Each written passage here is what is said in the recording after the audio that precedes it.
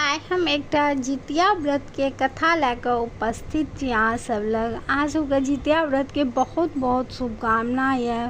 जितवाहन बाबा सबके पार लगाबथिन जितिया व्रत। सुनू हम कथा कहै छी एकटा। एक दिन कैलाशक अति रमणीय शिखर पर बैस के पार्वती शंकर जी सँ कहलखिन जे कोन एहन व्रत या तपस्या छल जकरा केला से सौभाग्यवती स्त्री के संतान जीवित रहत।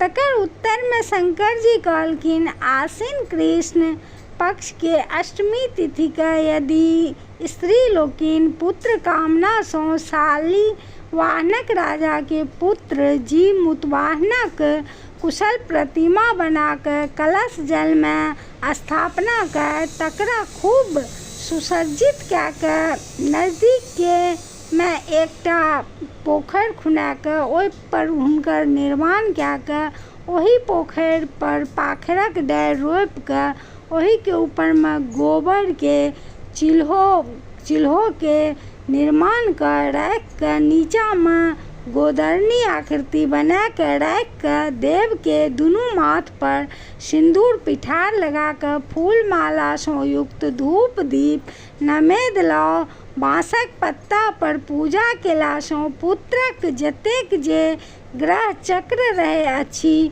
ताहि सँ मुक्ति भेटैत अछि आ ओकर वंशक वृद्धि होइत अछि, संगे संग सब मनोरथ पूरा होइत ये।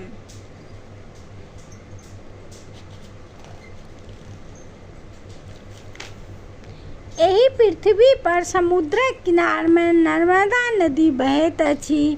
ओकरे किनार पर एकटा अति विशाल पाखरि के धोधरि में एकटा गिदरनी निवास करै छल आ डारि पर एकटा चिल्होरनी निवास करै छलखिन। बहुत दिन एके संग निवास करबा के कारण दुनू में बड्ड गाढ़ दोस्ती छल। ओहि नगरक निवासी सब व्रत करनिहारिणी महिला लोकिन ओहि गाछ लग आबि के आश्विन कृष्ण अष्टमी तिथि के जीव मुतवाहनक पूजा केलखिन और कथा सेहो कहलखिन। कथा सुनि के ओहि ठाम औकरी चावल छोड़ि के सब अपन अपन घर चलि गेलखिन। गिदरनी आ चिल्होरनी व्रत केने छलनि, ओहो ओहि ठाम सँ कथा सुनि अपन अपन जगह गेली। ओहि दिन संध्या में ओहि नगर के जे नामी सेठ छल हुनका एकेटा बेटा छल, हुनकर मृत्यु भऽ गेल छल और ओकर परिजन सब नर्मदा के तट पर आबि संस्कार कए के घर चलि गेल छथिन। ओहि अष्टमी के राति में टपाटप मेघ लागल छल, हाथ नहि सूझै छल। ओहि भयंकर अन्हार में कखनो कखनो बिजली सेहो चमकैत छल। तकर इजोत में ओहि मृतक के मांस देखि दिन भर के उपासल गिदरनी तिनका धैर्य नहि रहल। ओ गाछ पर जे निवास करैत चिल्होरनी तिनका सँ पूछलखिन, हे बहिन जागल छी? अनेको बेर पूछलखिन, अनेको बेर कहलखिन, लेकिन चिल्होरनी कोनो जवाब नहि देलखिन। गिदरनी सोचय लागलखिन शायद बहिन सुतल छलखिन। तखन ओ अपन धोधरि सँ निकलि के नदी के किनार पर जा के ओहि ठाम सँ अपन मुँह सँ पानि आनि के चिता के मिझेलक, आगि रहै तकरा मिझौलक खिन। तखन चिता में अवशेष जे मांस के टुकड़ी छल तकरा खंड खंड के पेट भरि खा के बचल मांस अपन धोधरि में आनि के राखियो लेलखिन। आ गाछ पर बैसल चिल्होरनी समस्त करतूत देखै छलखिन। प्रातः काल गिदरनी चिल्होरनी सँ कहलखिन, सखी पारन के चर्चा किया नहि करै छथि? राति के बात जानैत चिल्होरनी उदास होइत उत्तर देलखिन, हे सखी पारन करू, पारन के बेर भऽ गेल ये। हम स्त्री लोकनि के द्वारा जे देल छल अक्षत औकरी नैवेद्य ओहि सँ पारन करब, अहूँ करू। तेहन काल कर्म सँ प्रयाग में कुंभ लागल। संयोग सँ चिल्होरनी और गिदरनी दुनू गोटा ओतय गेली। ओहि ठाम एक संग दुनू के मृत्यु भऽ गेला। कुम्भक मृत्यु के कुंभ के मृत्यु के कारण दुनू गोटा के जन्म वेदक ज्ञात जे भास्कर नामक ब्राह्मण छल तिनके घर में भेलनि। दुनू गोटा जौआ जन्म लेली। दुनू के नाम करण भेल। चिल्हो जेठ भेलखिन, हुनकर नाम शीलावती राखल गेल। आ गिदरनी छोट भेलखिन, हुनकर नाम कर्पूरावती राखल गेल। दुनू गोटा जखन नमहर भेलखिन कन्यादान योग, तखन दुनू के कन्यादान भेल।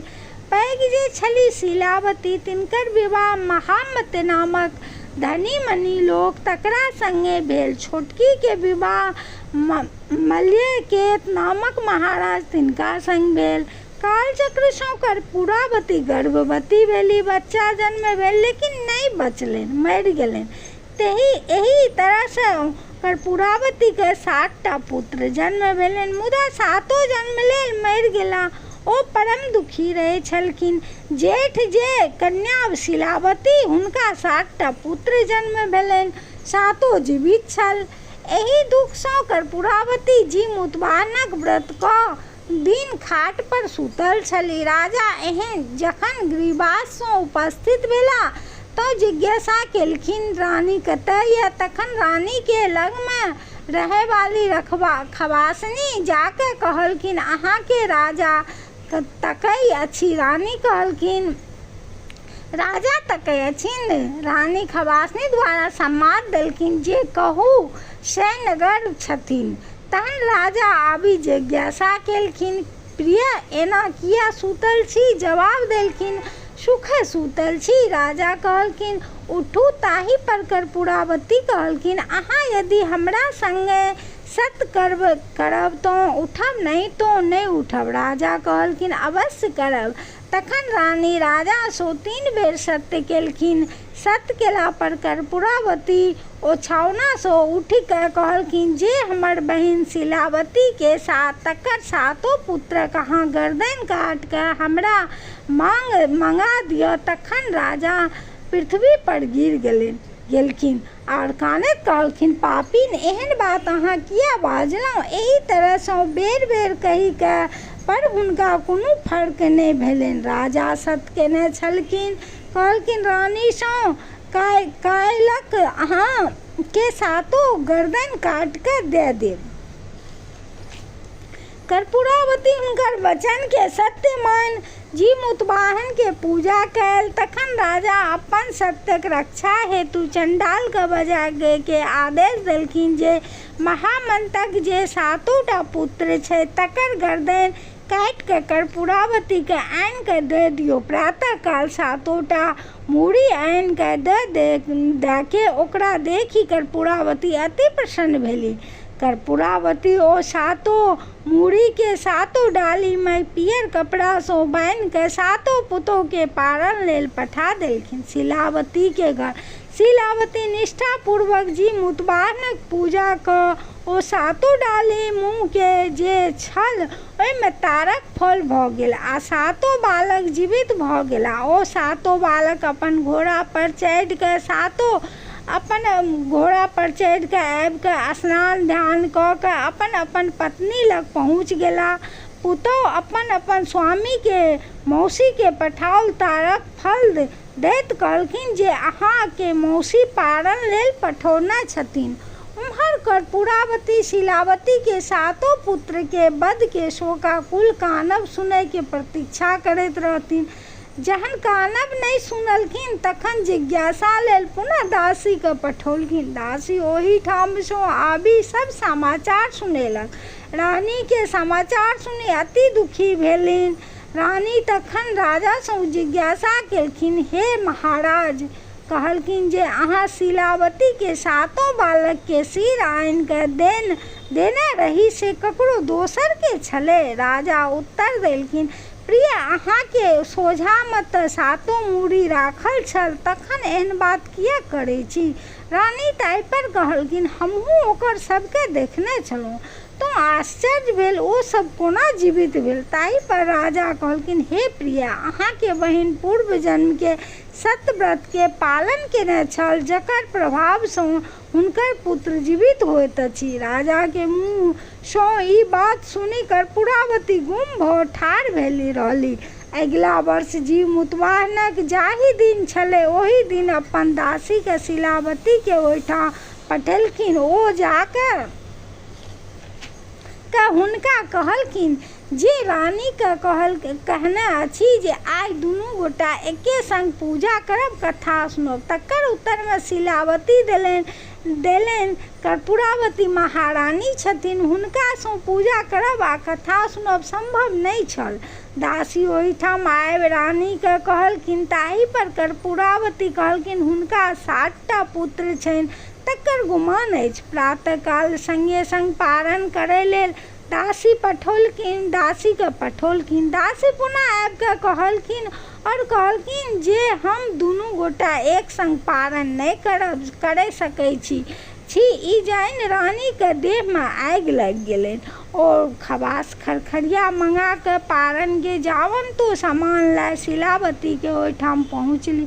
ओहिठाम पहुँचला पर ओ पानी लय पैर धोय आसन पर बैसा के तखन पूछलखिन, अहाँ एहिठाम कोना पहुँचलहुँ यऽ? तकर उत्तर में कर्पूरावती देलखिन, अहाँ संगे मिली के पारण करे ले। तकर जवाब में शिलावती देलखिन, हम अहाँ संगे एक ठाम पारण नहीं करब, अहाँ राजा के राजभोग सो करू, अब आबो दुष्टता के त्याग करू। कर्पूरावती तैयो थेथर जकाँ कहलखिन, आइ हम अहीं के संगे मिल के पारण करब। शिलावती ई सुनि के आबि के नहि मानती पारण ओरियान करे में लागि गेली आ कहलखिन जे आब अहाँ हमरा संगे मिल के अवश्य पारण करू। तखन शिलावती कर्पूरावती के कहलखिन जे पहिने के अहाँ हमरा संगे नर्मदा तट पर चलू। ओहिठाम नर्मदा में स्नान केलखिन। शिलावती कर्पूरावती सँ कहलखिन जे अहाँ के पूर्व जन्म के किछु स्मरण अछि? कर्पूरावती कहलखिन नहि। तखन शिलावती कहय लागलखिन, यह नर्मदा नदी अछि, ई बाहुलुटा मरुभूमि अछि आर एही विशाल पाखड़ी के गाछ अछि। पूर्व जन्म में हम चिल्हो अहाँ गिदरनी अछि, एही पाखड़ी के दोधिर में अहाँ निवास करै छलहुँ आ एही डारि पर हम एही ठाम नगर निवासी लोकनिक व्रत केने छली आ एते आबि कऽ दुनू पूजा केने छली, कथा सुनेने छली। हम अहाँ दुनू गोटा व्रत केने रही, दुनू गोटा कथा सुनलहुँ आ सब कथा सुनि कऽ अपन अपन घर गेलहुँ। ओही दिन एही नगर के सेठ तकर बेटा एकेटा छलाह, हुनकर देहांत भऽ गेल छल। बंधु बांधव संग आबि के ओही नर्मदा तट पर हुनकर संस्कार कऽ चलि गेला। मध्य रात्रि में अहाँ हमरा जिज्ञासा केलहुँ, प्रिय चिल्हो जागल छी कि सूतल छी? अहाँ थोड़े काल पर कैक बेर कहलहुँ, जवाब हम नहि देलहुँ पर अहाँ नहि सुनलहुँ। तखन अहाँ हमरा सुतल बुझि अपन धोधरि सँ निकलि गेल नदी सँ पानी आनि के चिता बुझा के भरि पेट मांस खेलहुँ आ किछु आनि के राखि लेलहुँ पारण लेल। प्रातः काल जखन अहाँ हमरा पारण लेल कहलहुँ तऽ हम रातु के जे वृत्तांत हम अहाँ के देखने रही तऽ उदास मन हम कहलहुँ अहाँ करू, हम केलहुँ। तखन हम ग्रामीण लोकनि के द्वारा देल अक्षत औंकड़ी लय पारण केलहुँ। अहाँ जे राति में मांस राखने छलहुँ ओहि सँ कतहु ई सब बात हमरा बुझल अछि, आबि के देखि लियौ। कहीं कर्पूरावती शिलावती ओही पाखड़ीक धोधरि में लय जाय मांस के हड्डी देखेलखिन। तखन कर्पूरावती के शिलावती कहलखिन, व्रत भंग के दोष सँ अहाँ के पुत्र मरि गेला आ अहाँ दुख होइत गेलहुँ। हम नियम पूर्वक व्रतक पालन केलहुँ, तकर फलस्वरूप हमर सबटा पुत्र जीवित अछि आ हम प्रसन्न अछि। कर्पूरावती पूर्व जन्मक वृत्तांत सुनि शिलावती सँ ओही ठाम अपन शरीर त्याग के स्वर्गवास भऽ गेली। शिलावती ओही ठाम सँ घुरि कऽ एली। राजा अपन पत्नी के दाह संस्कार केलनि, कर्म क्रिया केलनि, निश्चय सँ राज्य चलाबय लागला। ओही दिन सँ मुतबाहनक व्रत आइ तक मृत्यु भवन में लोक में अपन संतानक दीर्घायु के कामना सँ करैत आबि रहल अछि। एहि व्रत के नियमानुसार